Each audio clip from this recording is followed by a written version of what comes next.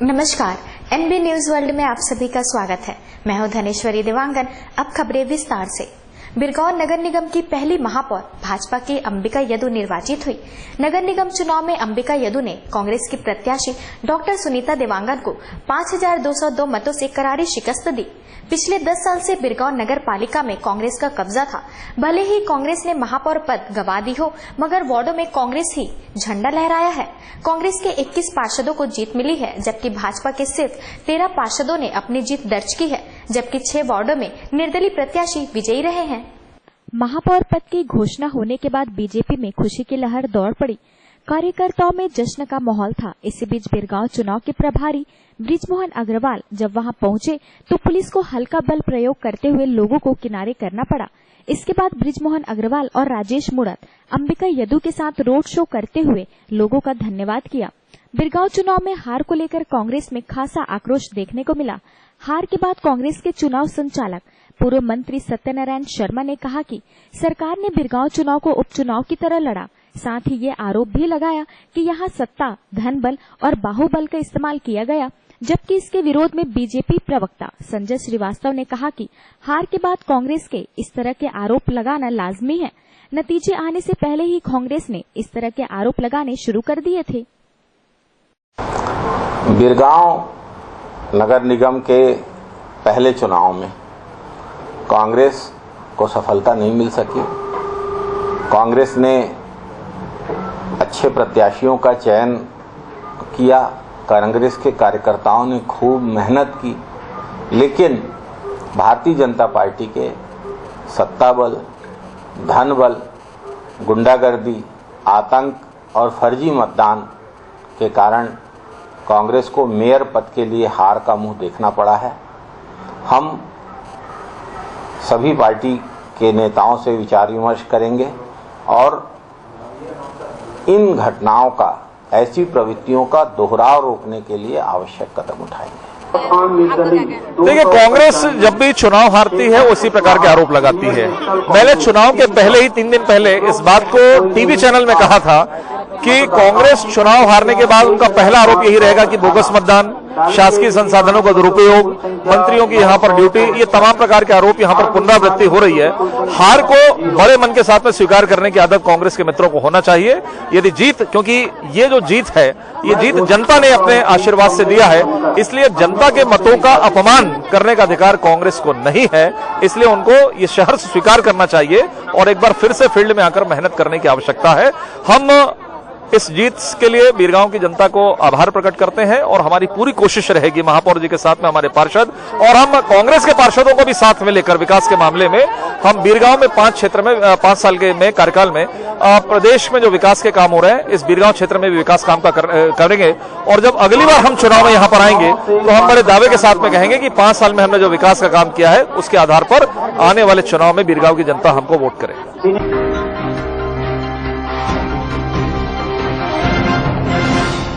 भारत की प्रथम महिला प्रधानमंत्री इंदिरा गांधी की 98वें जयंती के मौके पर कांग्रेस भवन में शांति सभा का आयोजन किया गया।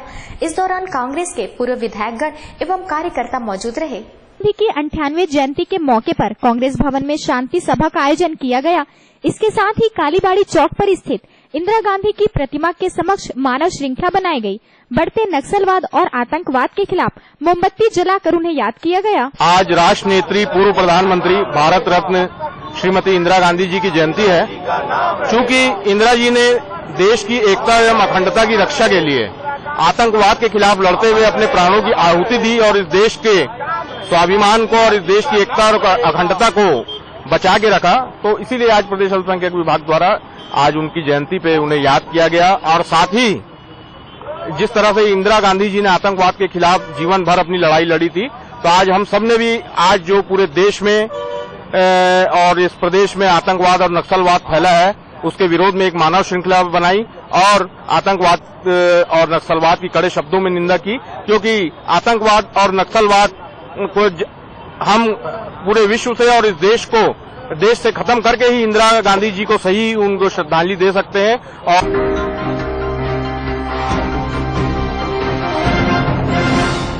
कांग्रेस उपाध्यक्ष राहुल गांधी ने उन पर लगाए जा रहे विभिन्न आरोपों पर पहली बार चुप्पी तोड़ते हुए प्रधानमंत्री नरेंद्र मोदी को चुनौती दी कि वह उन मामलों की जांच करवाए और आरोप साबित करके दिखाए। पूर्व प्रधानमंत्री इंदिरा गांधी की जयंती पर कांग्रेस उपाध्यक्ष राहुल गांधी ने केंद्र सरकार और राष्ट्रीय स्वयंसेवक संघ को निशाने पर लिया। राहुल गांधी ने कहा कि जब से वह पैदा हुए हैं तब से आरएसएस के लोग उन पर कीचड़ उछाल रहे हैं। उन्होंने कहा कि पीएम मोदी अपने चमचों पर लगाम लगाए। नरेंद्र मोदी पर हमला बोलते हुए कांग्रेस उपाध्यक्ष ने कहा, मोदी देश के प्रधानमंत्री हैं, लेकिन उन्होंने मेरे ऊपर हर तरह के आरोप लगाए हैं। मैं कहता हूं कि सरकार आपकी है, सारी जांच एजेंसियां आपके दायरे में हैं। 6 महीने के अंदर जांच करवा लीजिए और मुझे जेल में डाल दीजिए। इसके लिए आपको कोई रोकेगा नहीं और अगर मैं गलत हूं तो मुझे सलाखों के पीछे भेज दीजिए।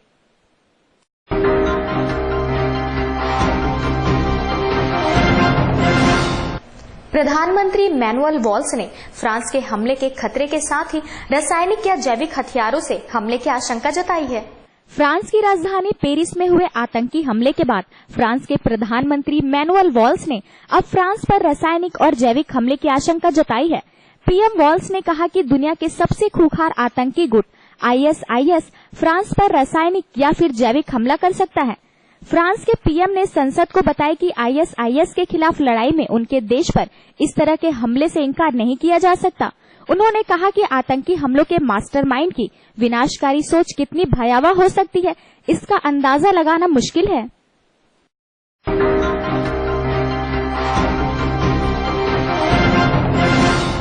न्यायाधीशों की नियुक्ति मामले में केंद्र सरकार ने नियुक्ति प्रक्रिया की ड्राफ्टिंग करने से इनकार कर दिया है। अटॉर्नी जनरल ने सरकार का पक्ष रखते हुए इस मामले में दिशा निर्देश जारी करने की अपील की। जजों की नियुक्ति प्रक्रिया और कॉलेजियम सिस्टम को लेकर केंद्र सरकार और सुप्रीम कोर्ट के बीच तनातनी फिलहाल खत्म होती नजर नहीं आ रही है। केंद्र सरकार ने गुरुवार को उस प्रक्रिया का मसौदा ज्ञापन पत्र बनाने से साफ इनकार कर दिया, जिसका पालन सुप्रीम कोर्ट का कॉलेजियम उच्चतर न्यायपालिका में जजों की नियुक्ति के लिए करेगा। सुप्रीम कोर्ट ने बुधवार को कॉलेजियम व्यवस्था में सुधार के मुद्दे पर सभी सुझावों पर विचार करने के बाद उच्चतर न्यायपालिका में जजों की भावी नियुक्ति के लिए सरकार को एक मेमोरेंडम ऑफ प्रोसीजर का मसौदा तैयार करने की जिम्मेदारी सौंपी थी।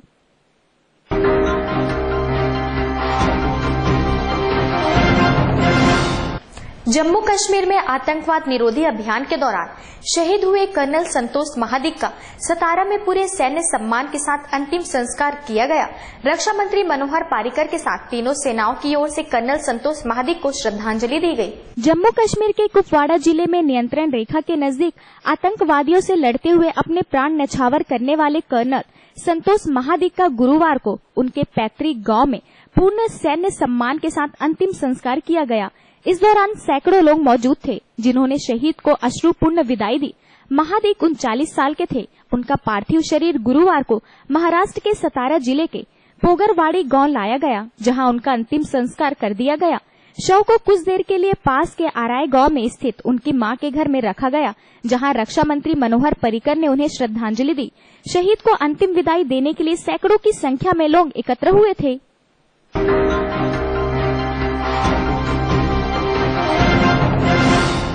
राहुल गांधी की कथित ब्रिटेनी नागरिकता की अपनी मांग दोहराते हुए वरिष्ठ भाजपा नेता सुब्रमण्यम स्वामी ने दावा किया है कि गांधी परिवार ने विदेशी बैंकों में लगभग 2.5 लाख करोड़ रुपए की संपत्ति जमा कर रखी है। बीजेपी नेता सुब्रमण्यम स्वामी ने कांग्रेस अध्यक्ष सोनिया गांधी और उपाध्यक्ष राहुल गांधी पर जोरदार हमला बोलते हुए कमीशन एजेंट करार दिया है। स्वामी ने कहा कि सोनिया राहुल कोई राजनेता नहीं बल्कि कमीशन एजेंट है। उन्होंने दावा किया है कि दोनों के पास कुल 2.5 लाख करोड़ रुपए की संपत्ति है। बीजेपी के वरिष्ठ नेता सुब्रमण्यम स्वामी ने गुरुवार को अहमदाबाद में प्रेस कॉन्फ्रेंस करके कहा कि सोनिया और राहुल गांधी को भारत में सबमरीन की सामग्री निर्यात करने वाली फ्रांस की कंपनी समेत अन्य कंपनियों से दलाली मिलती है। उन्होंने कहा कि राहुल गांधी ने कई कंपनियां शुरू की जिनका उद्देश्य सिर्फ कमीशन पाना है। राहुल गांधी की नागरिकता पर सवाल उठाते हुए स्वामी ने कहा कि उनके पास तुर्की की नागरिकता भी हो सकती है। उन्होंने कहा, मैं राहुल की तुर्की और अन्य देशों की सिटीजनशिप की जांच कराऊंगा। बता दें कि इससे पहले स्वामी ने ही गांधी के ब्रिटिश नागरिकता को लेकर सवाल उठाए थे।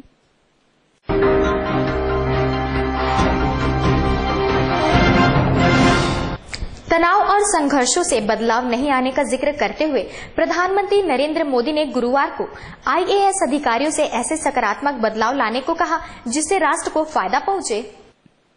प्रधानमंत्री नरेंद्र मोदी ने गुरुवार को DRDO भवन में 2013 बैच के AIS अधिकारियों को उमंग और ईमानदारी के साथ काम करने की सलाह दी। पीएम मोदी ने अधिकारियों से व्यवस्था को मजबूत बनाने के लिए नए विचारों को साझा करने की भी बात कही। पीएम मोदी ने कहा कि करियर के शुरुआती दौर में हमें बहुत संतुलित ढंग से काम करना चाहिए। यह समय काफी संघर्षपूर्ण होता है क्योंकि इस दौरान आप नए होते हैं और चीजें बदलना चाहते हैं। आपके वरिष्ठ आपसे ज्यादा अनुभवी होते हैं, इसलिए विचारों का टकराव होना लाजमी है। पीएम मोदी ने कहा कि IAS अधिकारियों को किसानों और गरीबों के बीच काम करना चाहिए। उन्होंने कहा कि उनकी समस्याओं को अलग अलग बांटे और उनकी समस्याओं का हल निकाले।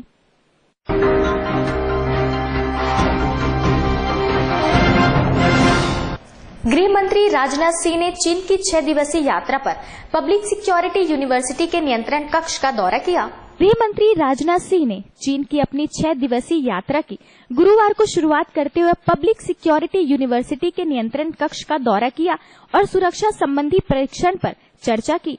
जानकारी के अनुसार सिंह ने चीन की सत्तारूढ़ कम्युनिस्ट पार्टी की यूनिवर्सिटी इकाई के सचिव फान जिनगयू से मुलाकात की और उनके साथ पुलिस अधिकारियों के प्रशिक्षण संबंधी मामलों पर चर्चा की।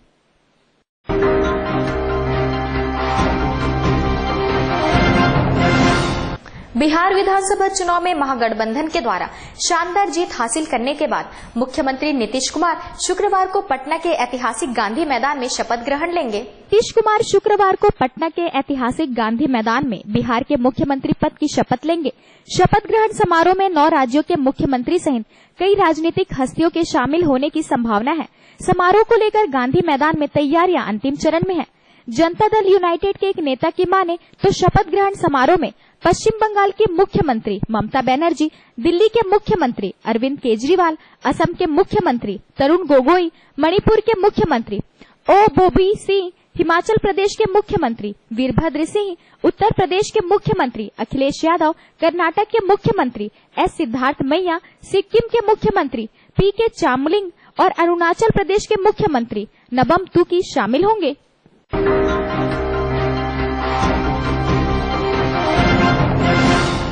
शारदा चिटफंड घोटाले में फंसे तृणमूल कांग्रेस के नेता और पश्चिम बंगाल के पूर्व परिवहन मंत्री मदन मित्रा की मुसीबतें लगातार बढ़ती जा रही है।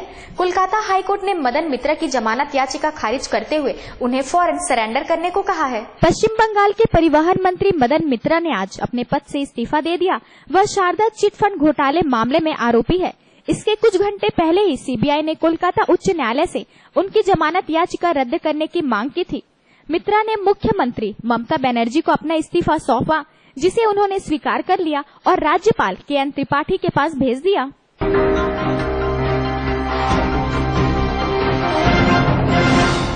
रानी लक्ष्मीबाई जयंती पर आज अखिल भारतीय विद्यार्थी परिषद की छात्रों द्वारा स्त्री शक्ति दिवस मनाया गया। छात्रों ने कालीबाड़ी स्थित डिग्री गर्ल्स कॉलेज से होते हुए जय स्तंभ चौक, घड़ी चौक और नगर निगम गार्डन तक रैली निकाली। महिलाओं को उनके अधिकारों के बारे में बताने एवं स्त्री शक्ति के बारे में लोगों को जागरूक करने के उद्देश्य से एबीवीपी के कार्यकर्ताओं की आज रैली निकाली गई। नगर निगम गार्डन में महिलाओं को संबोधित करते हुए छात्रों द्वारा भाषण भी दिया गया। बाई के जन्म दिवस पर महिला सशक्तिकरण के लिए हमने ये रैली निकाली है और महिलाओं को जागरूक करना हमारा उद्देश्य है।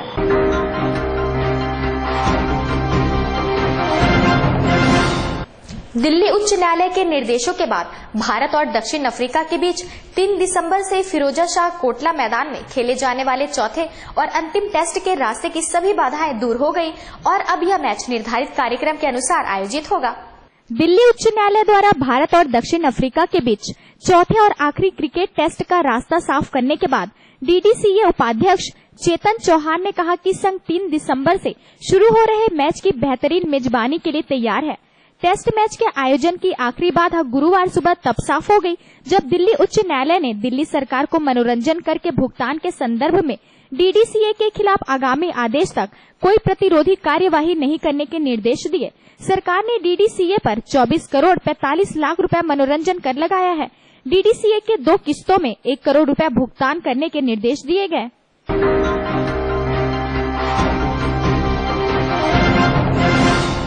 रायपुर विकास प्राधिकरण इंद्रप्रस्थ योजना के तहत रायपुरा में LIG व EWUS के 2720 फ्लैट बनाएंगे।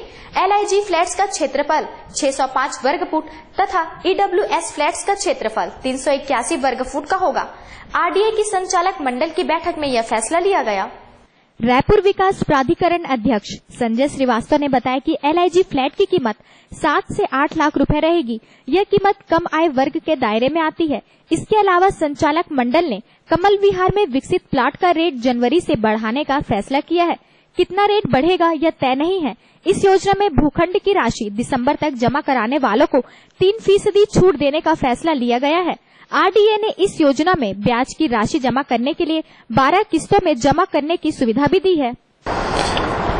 देखिए, रायपुर विकास प्राधिकरण ने कल अपनी संचालक बोर्ड की मीटिंग्स में यह तय किया, हमने इस प्रस्ताव को पारित किया है कि हमारी जो नगर विकास योजना क्रमांक 1 है रायपुरा क्षेत्र में इंद्रप्रस्थ की, जिसमें हमारे पास में 15% EWS जो गरीबों के लिए आरक्षित रहती है जमीनें, वो उस पर हम लगभग 2710 मकान बनाने का निर्णय कल रायपुर विकास प्राधिकरण ने लिया है। ये मकान मुख्यतः प्रधानमंत्री आवास योजना की तर्ज पर इसका निर्माण किया जा रहा है और उसमें जो नॉर्म्स हैं प्रधानमंत्री आवास योजना के अंतर्गत, उसके अंतर्गत ये रहेंगी और उसमें जो सुविधाएं हितग्राहियों को मिल सकती है, 1.5 लाख रुपए की सब्सिडी, ये भी इसमें छूट रहेगी। इसमें हम करीब 1600 मकान जो है वो हमारे EWS के हैं, जो 1 BHK 1 कमरे का मकान है, और लगभग 1110 जो LIG के फ्लैट्स जो 2 BHK के हैं। इसकी लागत लगभग 1 BHK की लगभग 5 लाख के आसपास हो सकती है और जो 2 BHK है उसकी लागत लगभग 8-8.5 लाख रुपए हो सकती है। कुल मिलाकर जनता की जो रिक्वायरमेंट है कि 1 कमरे के मकान, 2 कमरे के मकान और कम लागत के मकान प्राप्त हो सके, और प्रधानमंत्री नरेंद्र मोदी जी की मंशा है कि 2022 तक सभी लोगों को आवास की सुविधाएं मिल सके। इस दिशा में रायपुर विकास प्राधिकरण ने कल ये निर्णय लिया है और इससे हम शीघ्र विज्ञापन के माध्यम से एक मांग सर्वेक्षण करवा रहे हैं। जैसी रिस्पांस आएगा उसके आधार पर हम तत्काल इस काम को प्रारंभ करेंगे और एक बेहतर आवास सुविधा शहर की जो हमारी सामान्य तबके की जो गरीब जनता है उनको हम उपलब्ध कराएंगे।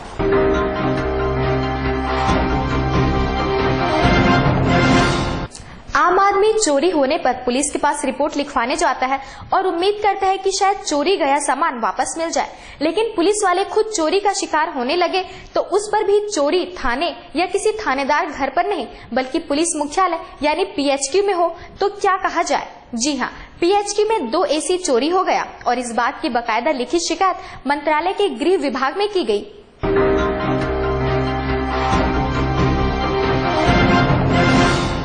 ताजा तरीन खबरों के लिए बने रहिए हमारे साथ NB न्यूज वर्ल्ड में।